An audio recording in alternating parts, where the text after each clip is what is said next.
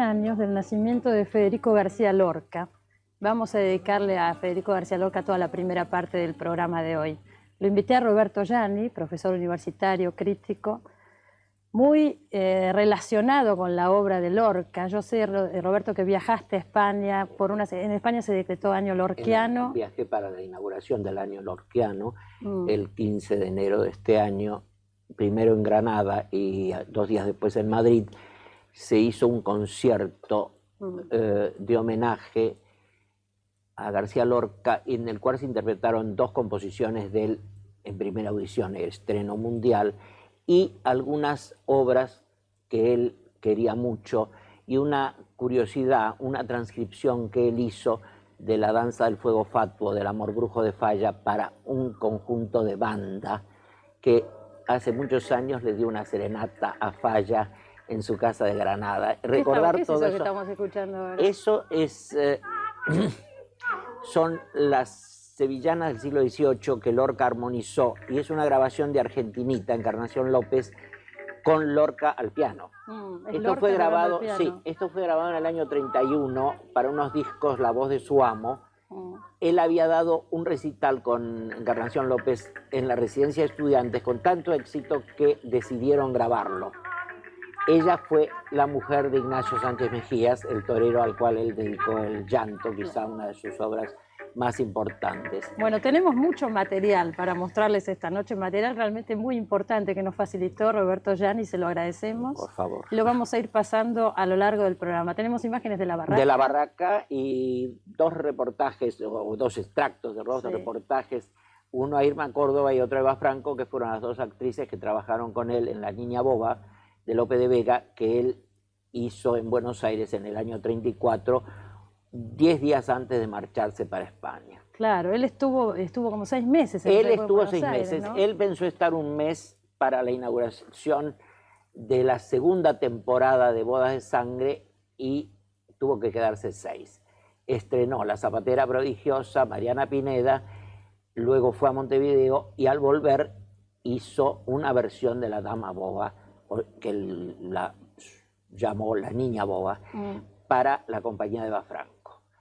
La última noche, es curioso, preparó una sorpresa para todos los actores, escribió una farsa para muñecos, para títeres, que se llamó Retablillo de Don Cristóbal.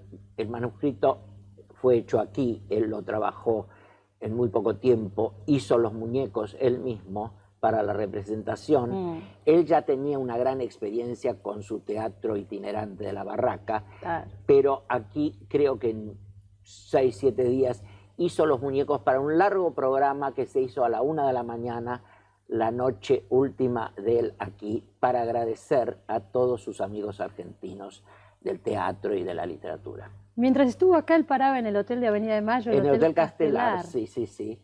En el Hotel Castelar, que todavía está, y hay una placa en lo que fue su habitación. Y a pesar del Hotel Castelar, él recorrió Buenos Aires de arriba abajo. Hay más o menos a 3 meses después de haber llegado a España de Argentina, escribió 3 alocuciones que fueron difundidas por Transradio Española sobre Argentina y sobre Buenos Aires. Y es emocionante ver cómo recordaba la calle Esmeralda, la calle Ayacucho, La Pampa, que decía que para un joven La Pampa, y esto parece muy adecuado, era un campo de fútbol, pero para un poeta era mirar al cielo.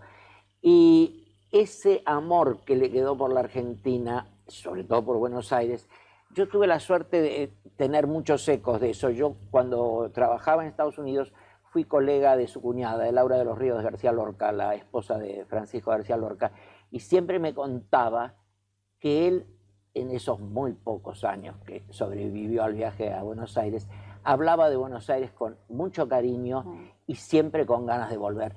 Tanto es así que cuando él se fue, le dijo a los amigos que no fueran al puerto, que hicieran de cuenta que él se iba al Tigre.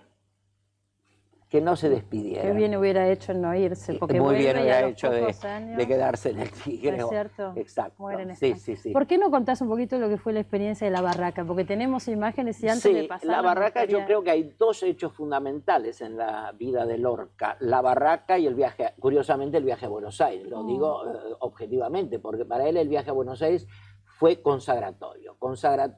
El epistolario completo que se publicó hace 1 año y medio muestra que en las cartas que le habla a la familia, habla de Buenos Aires no solo con admiración, habla de Buenos Aires como que eso que le predecían sus amigos del éxito que se iba a dar alguna vez en España, dice no, se dio aquí, en Buenos Aires. Para él fue el primer gran éxito y, lo que no es poco, la primera vez que gana mucho dinero. Claro, para él fue muy dinero. importante, claro, porque Bodas de Sangre en La Zapatera, Mariana Pineda Bodas de Sangre con Lola Membrives. Sí, Bodas de Sangre se había dado en el año 33, primero en el mes de julio y después cuando él vino en el mes de octubre como segunda temporada, pero aparte conferencias, una conferencia que él dio sobre, se llamaba Juego y Teoría del Duende. En la Asociación Amigos del Arte, la cantidad de gente era tan grande que dispusieron hacerla por segunda vez en el teatro, una conferencia en un teatro, en el Teatro Avenida, y el teatro se llenó. La popularidad de él era enorme, tanto que él le escribía a la familia que por la calle lo paraban y lo saludaban, y él, con ese humor que tenía, dice, casi como al príncipe de Gales. La barraca fue una creación de la República.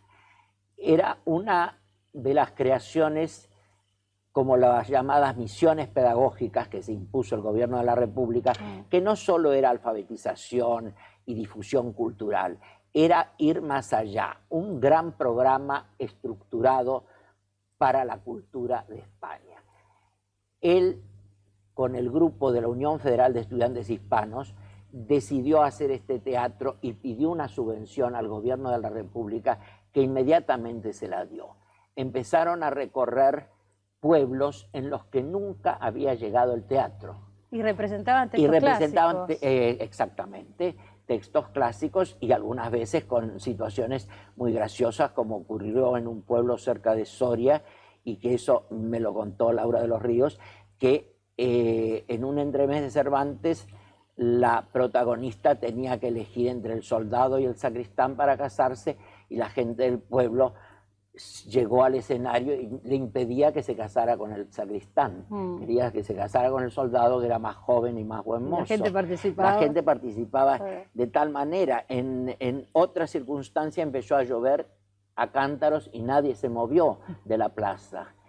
Cuando representaron frente a Santiago de Compostela, en la Plaza de la Quintana, llegó a haber 7.000 espectadores. Pero la barraca significó para él, además, el teatro desde dentro, cómo hacer decorados, porque él mismo los pintaba, claro. Él mismo salía a escena como actor, pero también como iluminador, también como músico, muy activamente, desde muchos lados. Yo estaba viendo, lo vamos a pasar en un ratito, la entrevista que le hiciste a Eva Franco, donde cuenta que él dirigía, pero hacía cada papel para mostrarles, los representaba para mostrarles a los actores. Él hacía toda la obra primero, pero eso se debe a la barraca. Esa experiencia de la barraca fue fundamental para él. Yo me atrevo a decirlo, lo he dicho, lo he escrito además, después de la barraca hasta su teatro cambió, la estructura de su teatro cambió. No sabemos qué iba a dar más allá de, por ejemplo, la casa de Bernarda Alba o las obras inconclusas, pero la estructura de su teatro cambió. La barraca es un momento en que él, a través de eso, va evolucionando. Si a vos te parece, vamos a ver las imágenes que tenemos. Ya pasaron algunas, creo. Vamos a pasar imágenes de la barraca, pero mientras tanto vamos a escuchar a Margarita Xirgu recitando el romance sonámbulo de Federico García Lorca, material que nos facilitó Roberto. Es una grabación vieja. Aclaro que la cinta es vieja, la grabación también es vieja. Es muy vieja, es de los años 30. Así que sabrán disculpar, porque por ahí el audio no es excelente, pero yo creo que es un testimonio histórico muy valioso y nos alegramos mucho de poder transmitirlo acá. Ahí lo vemos. Verde, que te quiero verde, verde viento, verde ramas, el barco sobre la mar, el caballo en la montaña. Con la sombra en la cintura, ella sueña en su baranda, verde carne, pelo verde, con ojos de fila plata, verde, que te quiero verde. Bajo la luna gitana, las cosas la están mirando, ella no puede mirarlas. Verde, que te quiero verde. Grandes estrellas de escarcha vienen con el pez de sombra que abre el camino del alba. La higuera frota su viento con la lija de sus ramas y el monte, gato garduño, evita sus quitas algas. Pero ¿quién vendrá y por dónde? Ella sigue en su baranda, verde paz, pero verde, soñando en la mar amarga.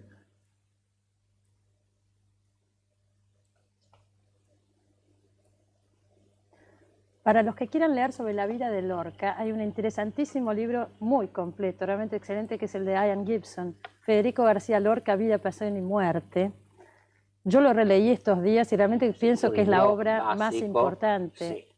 Curiosamente, esta segunda edición está ampliada y con ciertos retoques. Pero yo creo que también habría que decir esto. La primera biografía es de un autor argentino, del año 42, de Alfredo de la Guardia, que era muy amigo de él. Es decir, Lorca está muy ligado a la Argentina y a Buenos Aires. El primer libro sobre Lorca, que se llamó Persona y Creación, era de Alfredo de la Guardia y fue editado por Sur en el año 42. Naturalmente ni se sabía ni se conocía la cantidad de la obra que se conoce.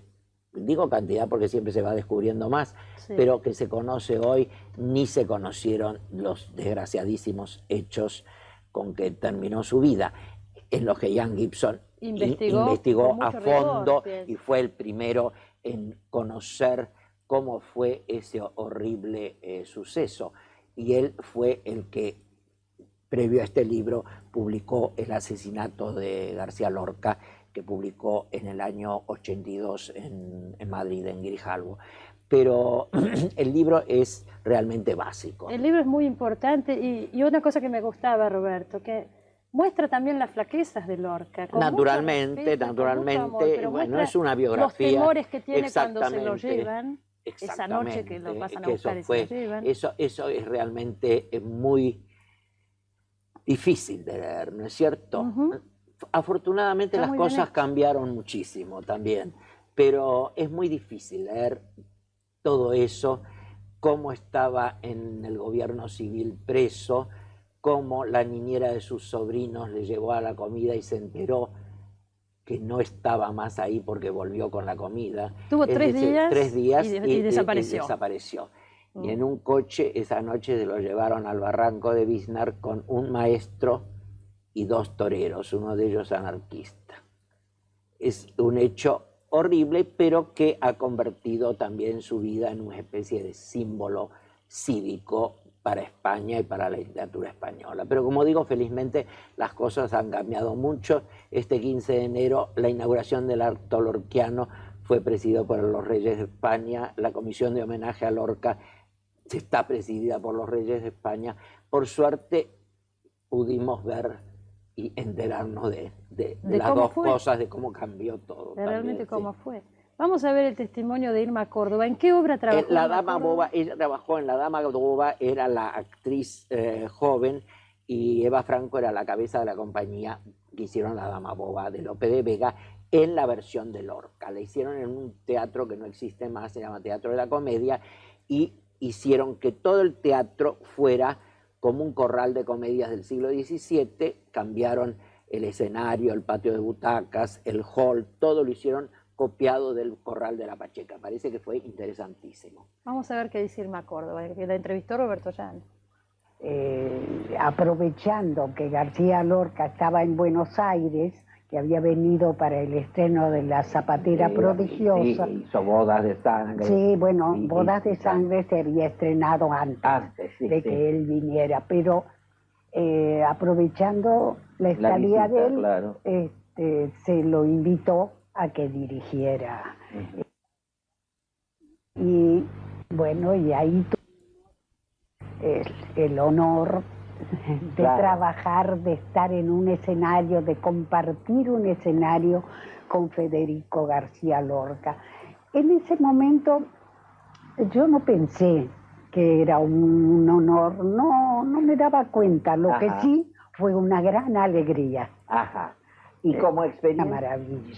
Una maravilla, porque nosotros que estábamos en ese momento totalmente desorientados con el texto de cómo claro, se por debía ser una obra de teatro clásico que ustedes no estaban acostumbrados a hacer. Entonces, para él fue tan sencillo explicarnos todo. Ajá. Y hacerlo él. Él hacía los papeles de cada uno. Sí. Y muy bien. Claro. Y el suyo que era Clara, era la criada, ¿verdad? La criada, y también usted lo vio a él hacer su papel. Sí. Ah, Y eso también bueno, él lo hizo y yo traté de imitarlo. Él agregó canciones. Sí, compuestas por él. Es notable esto que dicen. Lo mismo dice después Eva Franco, que dice todavía no tenían noción de la importancia de la persona que tenían adelante. Eso por un lado, pero otra cosa es el dinamismo y la capacidad de trabajo, porque para las 100 representaciones de Bodas de Sangre hizo una función especial solo con recitado y canciones y bailes, todo organizado por él. Para la Zapatera, para la estreno de la Zapatera Prodigiosa, hizo lo mismo, amplió. Y era una versión que él decía que la primera era una versión de cámara, decía, y la que se estrenó acá, la definitiva, la llenó de canciones, la llenó de música, todo era, o parecía que era fácil para él. Eso es muy curioso. También lo dice Eva Franco, eso, cómo tenía ese entusiasmo comunicativo como persona que les infundía a los actores, bueno, no solo la profesionalidad, sino también entusiasmo, gusto, calma, ¿no es cierto? fuerza, todo claro. ese tipo de cosas. Vamos a ver Eva Franco. Bueno, cuando llegó en el 33 y lo conocí cuando estrenó la gran obra de nuestra... De Bodas de Sangre. De Bodas de Sangre. Ajá. Exactamente, de Bodas de Sangre. Y en el camarín de Lola Membrives, que la fui a saludar antes de empezar la función que había hecho para todos los actores, para que lo viéramos y lo conociéramos, esa obra tan grandiosa, claro. Bodas de Sangre. Entonces en el camarín, como yo estaba, Lola era muy amiga mía, me quería muchísimo, muchísimo, más que una amiga, una maestra, ¿no? Claro. Casualmente entró él al camarín y entonces me presentó a un Federico que era tan alegre, tan satisfecho de su estar en Buenos Aires, tan dichoso, porque el público lo aplaudió, ya lo conocía, ya lo conocían de sus primeras cosas, sus primeros libros, claro. porque era en esa época que ahora no se lee tanto, porque no hay tiempo, claro. Hay tiempo para...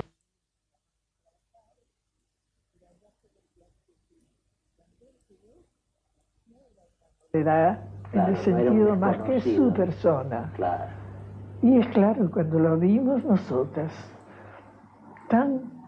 no era muy alto, pero parece que se ponía unos tacos, unos zapatos con plantilla un poco alto. Para hacerse más alto. Ajá. Nos parecía imposible. Yo digo, me estoy asociando a mi compañera... Irma Córdoba. Entonces, no sé, cuando lo vimos no lo respetamos mucho. Pensaba que era un autor como cualquiera, en fin, conocíamos, sí, que no era intelectualmente, pero no de teatro. Y cuando lo vimos y cuando lo dejamos pensábamos, pero Dios mío, ¿cómo hemos sido tan amigas para una persona que tiene una gloria tan grande en su cerebro, en sus maneras de ser? Decía yo que jugando. Claro. Porque él decía que... ¿Qué decías, Roberto? Es curioso cómo todos hablan, y todos los que no son famosos y lo recuerdan, cómo le gustaba estar aquí en Buenos Aires. Eso es realmente una constante entre quien lo conoció. También lo dijo Neruda, quien conoció aquí. Pero eso está contado cuenta bien Gibson, y hay otros testimonios también de que conoció a Neruda la noche que conoció a Oliverio Girondo y a Nora Lange. Pero cómo le gustó, yo creo que está todavía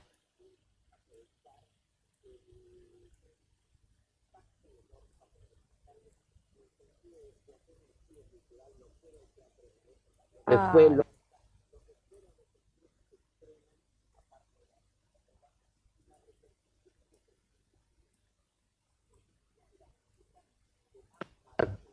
al visitante y a los visitados, ¿no es cierto? Y a nosotros también. Sí, que creo que, como digo yo, entre otras cosas, para eso nació hace 100 años García Lorca, ¿no? Para darnos toda esa alegría, ¿no? Esta pregunta te la hago como crítico literario que sos. ¿Cuál es el lugar que ocupa Lorca dentro de la literatura de este siglo? Bueno, yo creo que con Cervantes, Lorca es el autor que, gracias a su biografía y a la historia, simboliza también mucho de literatura. Y además se da muy poco en autor ya no español, sino de cualquier literatura, esa maravillosa amalgama entre tradición y vanguardia, popularidad y es decir, cosmopolitismo, esos opuestos tan bien amalgamados, ¿no? Sobre todo lo de tradición y vanguardia, y sobre todo lo de expresión a veces infantil con un lenguaje de una madurez increíble, ¿no es cierto? Señores, yo creo que este es un buen momento, una buena oportunidad para leer, el que no lo haya hecho todavía, Federico García Lorca, y el que lo haya leído para releerlo. ¿Hay libros de Lorca en librerías se consiguen sobre en este todo momento? Ahora sí, el teatro y sobre todo la poesía. Y también esa olvidada la prosa, ¿no? Claro. Que los libros de paisaje, que son realmente como todo lo del maravilloso. Bueno, muchísimas gracias Roberto por venir y por todo este material que nos facilitaste. Muchísimas gracias, soy yo que te agradezco. Después del corte seguimos. ¿Es posible reírse en el infierno? No se sabe, pero sí es posible reírse de la Biblia aquí en la tierra y tal vez condenarse leyendo Risas en el infierno, una lectura divertida de la Biblia de Daniel Samper. El humorista colombiano de El sexo opuesto arremete contra el Antiguo Testamento con ilustraciones de Fontana Rosa. Risas en el infierno de Daniel Samper, una novedad 98 de Ediciones de la Flor. En junio Alfaguara presenta Amantes y enemigos de Rosa Montero. Un libro de cuentos que retrata las relaciones de pareja, el amor, el dolor y la ironía por la aclamada escritora española, Amantes y enemigos, de Rosa Montero. Memoria Argentina, una selección de obras de valor e interés permanente que contribuye a descubrir nuestras raíces. Otra colección de MC Editores para ir formando su biblioteca fundamental. Hay unos tipos abajo, el nuevo libro de Antonio Dalmaceto. Una novela de suspenso y temor durante el final del Mundial 78, la época más trágica de la dictadura militar en la Argentina. Publicó Planeta. Todos los libros, todos los temas, están en librerías El Ateneo, Florida 340, Obligado 2108, Callao 1380, en Paseo Alcorta y en Alto Avellaneda. El Ateneo, red de librerías.